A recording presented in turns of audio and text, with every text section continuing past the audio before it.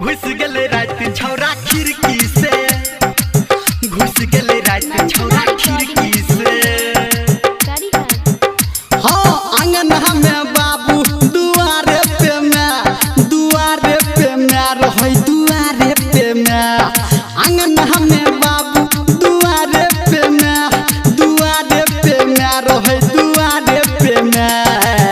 घुस गेले रात छौरा खिड़की से, घुस गेले रात छौरा खिड़की से, घुस गेले रात छौरा खिड़की से, घुस गेले रात छौरा खिड़की से, घुस गेले रात छौरा खिड़की से, घुस गेले रात छौरा खिड़की से। डीजे संजय सम्राट मलिया को।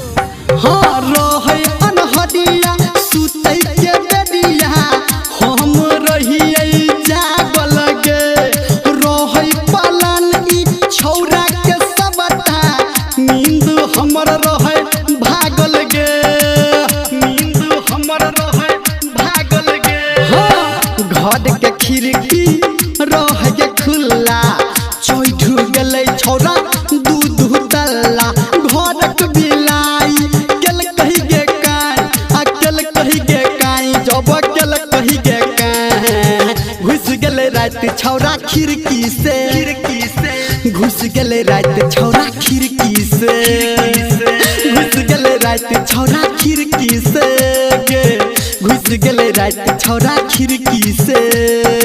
घुस गेले रात छौरा खिड़की से, घुस गेले रात छौरा खिड़की से। डीजे संजय सम्राट।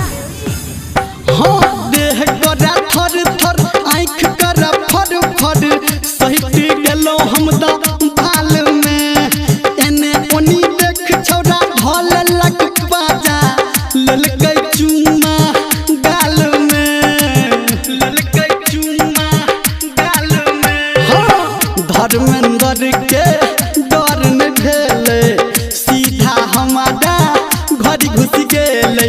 ऊ कहलो हाँ हाँ हम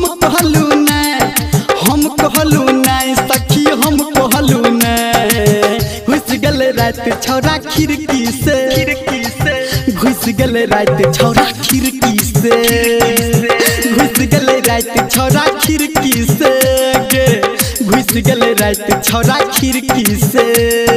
आंगन में बाबू दुआरे पे मैं रहे दुआरे पे मैं। घुस गेले रात छौरा खिड़की से, घुस गेले रात छौरा खिड़की से, घुस गेले रात छौरा खिड़की से, घुस गेले रात छौरा खिड़की से। ओ तो बच गेलिए नहीं तो पकड़ा जेती।